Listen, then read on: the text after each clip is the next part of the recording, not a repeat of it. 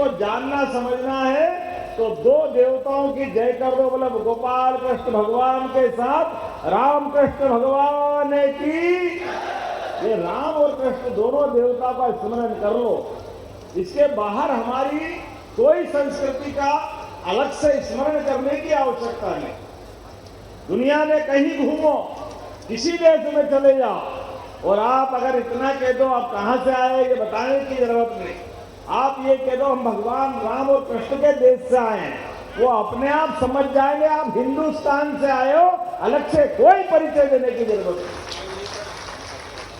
दोनों देवताओं में अद्भुत समानता, दोनों ने हर वर्ग की लड़ाई लड़ी, दोनों ने अपने घर परिवार को एक तरफ रख के समाज के चिंतन करते हुए समाज के अंदर सुव्यवस्था स्थापित हो और ताकत विरोध में चाहे जितनी बड़ी क्यों न हो, बड़ी से बड़ी ताकत के खिलाफ समाज के जो संसाधन उपलब्ध है, समाज में जिस प्रकार का वातावरण वही हिम्मत दिलाते हुए उनके साथ बड़ी से बड़ी ताकत से लड़ने का संदेश देने का काम अगर किसी ने किया है तो हमारे भगवान राम और कृष्ण ने किया है। इसीलिए हजारों साल से ये हमारी परंपरा है। आने वाली ये नवरात्रि, रावण कितना ही अहंकारी क्यों न था, सोने की लंका 10-10 दशानन पता नहीं क्या क्या था, लेकिन मती मारी गई नैतिकता के आधार पर। और ऐसे ही कंस के दरबार में क्या बात की कमी थी, किस बात की कमी थी, लेकिन कंस ने भी अत्याचार की सीमाओं को उल्लंघन कर दिया। तो दोनों को अपने अपने कुकर्मों के आधार पर हमारे देवताओं ने उनके घर में घुस के मारा। जोरदार अभिनंदन करो, ये हमारे अतीत का गौरवशाली पक्ष। इसलिए आज हमारे ये जन्माष्टमी के अवसर पर माखन हाथ में भगवान श्री कृष्ण के और आनंद की वर्षा हो रही है। छतरपुर में सत्ता तेरे राज में धक धक धरती हो, क्या आनंद से क्या क्या लिखा है इनके बारे में। जित जित घोड़ा मुख धरे तितकी फत्ते होए, जोरदार अभिनंदन करो। ये बुंदेलखंड की धरती, वीरों की धरती, महावीरों की धरती, पुरुषार्थी की धरती, पराक्रम की धरती। और क्या महाराज बुंदेलखंड के और हमारे बीच अपने अलाउद्दीन को भी याद करो। क्या अलाउद्दीन के लिए कितना अच्छा क्या शास्त्र बना है। एक तो मारे दो मर जाया, तीसरा धोस खाए मर जाए। मरे के नीचे जिंदे घुस गए, ऊपर लाल दही सरकार। क्या आनंद आता है सुन सुन के। ये कोई बात मामूली हो सकती है क्या? कितनी कितनी लड़ाई लड़े अलाउद्दीन और संसार की बड़ी बड़ी ताकतें जिसके आगे सरेंडर होती है, अपनी जान हथेली पे लग करके चंदेलों के लिए कहां से कहां तक लड़ते लड़ते पहुंच गए। वो कहानी बरसात के समय पूरा बुंदेलखंड तो क्या पूरे देश के अधिकांश लोग जो यहां से इसको जानते हैं बड़े गर्व और गौरव से सुनाते हैं। मुझे इस बात का भी आनंद है, बुंदेलखंड की धरती अतीत के मुगल काल में जब अधिकांश जगह हमारी चुनौतियां खत्म हो गई मुगलों के द्वारा, लेकिन बुंदेलखंड ने अपना सीना अड़ा करके हर सत्ता से चुनौती ली है। ये वीरों की धरती है, ये गौरवशाली अतीत वाले लोगों की धरती है। खजुराहो दुनिया की यूनेस्को की सबसे बड़ी ताकत, और खजुराहो तो क्या अब बदलते दौर में यहां के लिए एक ही कठिनाई थी। वीर तो इतने कि जान की बाजी लगाने के लिए जैसे एक के आगे 10-10 खड़े रहते थे। इसलिए अपनी वीरता की धाक तो दुनिया में बनाई, लेकिन प्रकृति की मार के कारण से परमात्मा की लीला है। किसी और धरती में जमीन को नीचे से पोला करो तो मिट्टी निकलेगी, चट्टान निकलेगी, पानी निकलेगा, लेकिन हीरा तो बुंदेलखंड में ही निकलता है। मिलता है। और पन्ना के सेब और जंगल में पन्ना के सेब और शहर में बुंदेलखंड सेब कम नहीं पड़ते हैं। अपने अपने प्रकार से अतीत के उस गौरवशाली अतीत को याद करते हुए कई सारी बातें मैं कह सकता हूं, लेकिन आज थोड़ी समय की भी कमी है। आज सवेरे हमारी सरकार बनने के बाद यशस्वी प्रधानमंत्री के लिए जोरदार अभिनंदन करो श्रीमान नरेंद्र मोदी जी के लिए। हमारी साध्वी उमा भारती जी के लिए भी जोरदार अभिनंदन करें। लगभग 20-25 साल पहले से केन बेतवा नदी जोड़ो अभियान का संकल्प उमा जी ने लिया था और भारत रत्न अटल बिहारी वाजपेयी जी का भी अभिनंदन कर रहे हैं आप। अटल जी का भी क्या जीवन था, क्या सरकार चलाई उनने और क्या सब प्रकार से विचार करते थे। उन्होंने कहा बुंदेलखंड की धरती को अगर हमको सरसब्ज करना है, किसानों की जिंदगी बेहतर बनाना है, यहाँ का पलायन रोकना है, युवाओं को काम देना है, तो नदी जोड़ो अभियान आना चाहिए। नदी जोड़ो अभियान, केन बेतवा नदी जोड़ो अभियान से हमारा बुंदेलखंड मध्य प्रदेश वाला और उत्तरी यूपी वाला भी, दोनों के लिए पानी का इंतजाम अगर करना है तो केन बेतवा जोड़ दो। बड़े दुर्भाग्य के साथ कहना पड़ेगा, पता नहीं कांग्रेस पार्टी का जन्म किस घड़ी में हुआ। जब भी करते उल्टा ही करते, सीधा होता ही नहीं उनसे। ये नदी जोड़ो अभियान की जब बात आई तो कांग्रेस के लोगों ने आंदोलन कर दिया। हाई कोर्ट, सुप्रीम कोर्ट, नहीं नदी से नदी नहीं जोड़ना चाहिए। अरे लोग भूखे मर रहे हैं, किसान का खेत प्यासा है, उसके पास मेहनत के अपने हाथ हैं और खेत को क्या चाहिए। हमने पारस नहीं देखा कि वो सोना बनाता है, पारस लोहे से छुआ दो तो सोना हो जाता है। लेकिन ये तो पक्की बात है, सूखे खेत में पानी फेर दो फसल सोने की हो जाती है, ये पक्की बात। किसानों की प्रतिभा के बलबूते पर आज से 25 साल पहले भी पानी आ सकता था, लेकिन दुर्भाग्य के साथ केन बेतवा नदी जोड़ो अभियान चलने नहीं दिया। मुझे इस बात का आनंद है, हमारी सरकार बनते ही यशस्वी प्रधानमंत्री का दोनों हाथ ऊपर करके जोरदार ताली बजा। हमारी कई पीढ़ियां तर जाएगी, हमारे परिवार से कोई पलायन नहीं होगा। और आप सबसे भी हाथ जोड़ के निवेदन है, माननीय प्रधानमंत्री ने जो आशीर्वाद दिया केन बेतवा नदी जोड़ो का, अब अपने को कोई आदमी जमीन बेचने की जरूरत मत करना, कोई गांव का घर बेचने मत जाना।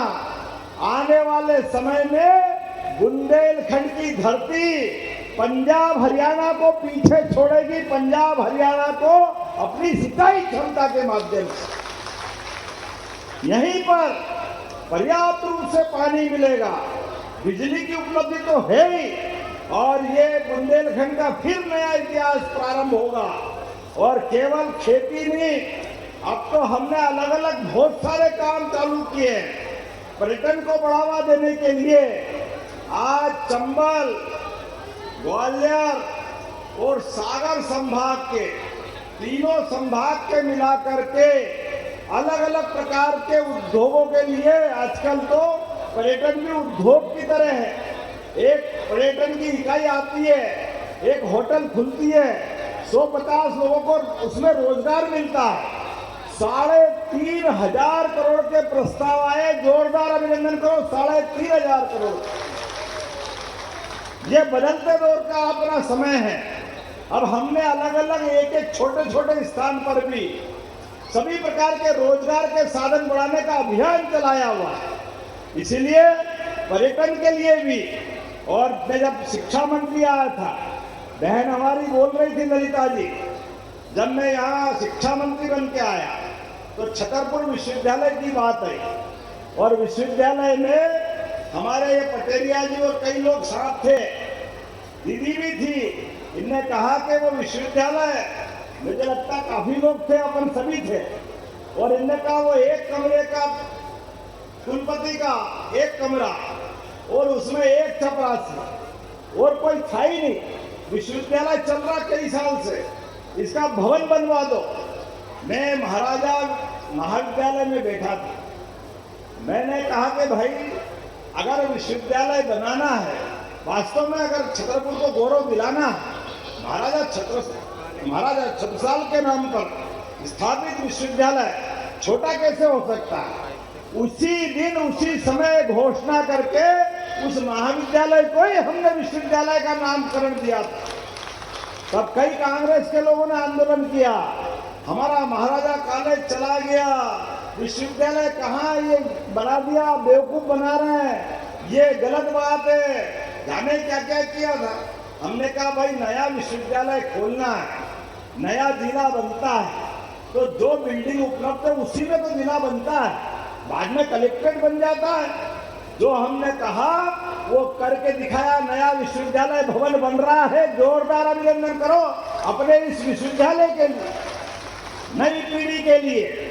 हमारे द्वारा कही गई एक एक बात कभी कोई खाली जाने वाली नहीं। ये यशस्वी प्रधानमंत्री के नेतृत्व वाली विश्व की सबसे बड़ी पार्टी की, भारतीय जनता पार्टी की सरकारें हैं, जो कहते हैं वो करके दिखाते हैं। भगवान कृष्ण को लेकर के जब हमने कहा कि जो मथुरा का महत्व है, जो द्वारका का महत्व है, गोकुल और वृंदावन का महत्व है, तो हमारे मध्य प्रदेश में ही भगवान की कई इतिहास की जगह जुड़ी हुई कि नहीं जुड़ी हुई? भगवान कृष्ण की वो सारी ज्यादा लीलाएं हुई है, चाहे वो द्वारका के समान उज्जैन में भी शिक्षा ग्रहण करने आए, या चंदेरी आए, या जहां उनने सुदामा के साथ रात गुजारी, जहां माता रुक्मिणी के हरण के समय युद्ध किया, ऐसे कई स्थानों को खोजने का मैं मंच से निवेदन करना चाहता हूं। भगवान कृष्ण का कोई ऐसा इतिहास छिपा हुआ हो जहां उसको तीर्थ के रूप में लाना है, तो भंवरे राजा जी से भी निवेदन करता हूं, और आप सबसे भी वो स्थान बताना। हमारी सरकार एक एक स्थान को चिन्हित करते हुए धर्मस्थल तीर्थस्थल बनाने का काम करने वाली, कोई स्थान छूटने वाला नहीं। और भगवान ने जहां से भ्रमण किया, मथुरा से द्वारका आते जाते या पूर्वांचल आते जाते, तो जैसे भगवान श्री राम का वन गमन पथ मार्ग हम बनाने वाले हैं, ऐसे ही भगवान कृष्ण का पाथेय भी बनाने वाले हैं। हम तो भाग्यशाली, भगवान राम ने भी अयोध्या त्यागी, लेकिन 11 साल हमारे चित्रकूट में रहे। बोला जय जय श्री राम। भगवान राम हो, भगवान कृष्ण हो, इनके साथ हमारा लंबा इतिहास है, और मध्य प्रदेश भाग्यशाली है। हमारे लिए उनकी लीलाएं हमारी धरती पे हुई, और अब तो और जिनके घर गाय वो गोपाल, और जो गाय पाले और भगवान कृष्ण की भी जयकार करे वो घर घर गोपाल कृष्ण। बोले गोपाल कृष्ण भगवान की। इसलिए खेती के साथ साथ अपनी आय दूध से भी बढ़ाने के लिए हमारी सरकार ने एक और योजना चालू की है, उसको नाम दिया डॉक्टर भीमराव अंबेडकर कामधेनु योजना। 25 गाय माता आप अगर लाके पालते हो लगभग 42 लाख की लागत से, तो 10 लाख रुपया सरकार आपको माफ करने वाली है। जोरदार अभिनंदन करो हमारी इस योजना के लिए। घर घर गाय पालें, दूध उत्पादन करें, परिवार, बच्चे, माताएं सबको भी दूध, घी, मक्खन खूब खाओ खिलाओ, और ज्यादा बचे तो दुग्ध संघ खरीदेगा, दूध भी खरीदेगा, बोनस भी देगा। ऐसे कई प्रकार के काम हमारी सरकार ने चालू किए। और गौशालाओं के लिए भी जो 20 रुपया प्रति गौमाता देते थे, अब हमने 40 रुपया प्रति गौमाता के लिए गौशाला का अनुदान बढ़ाया। अभी हमने लगभग 1 लाख अलग अलग नौकरी के लिए आवेदन शुरू करते हुए उसका हमने अपना विज्ञापन निकलवाने के ऑर्डर दिए। 42,000 तो हेल्थ डिपार्टमेंट में, और पुलिस में भी कम नहीं पड़ते। मुझे मालूम बुंदेलखंड से बहुत लोग पुलिस में भी आते हैं। लगभग 22,500 पद है, 7,500 पद, और पुलिस भर्ती बोर्ड सहित हम अब 3 साल तक लगातार भर्ती कराएंगे। जोरदार अभिनंदन करो।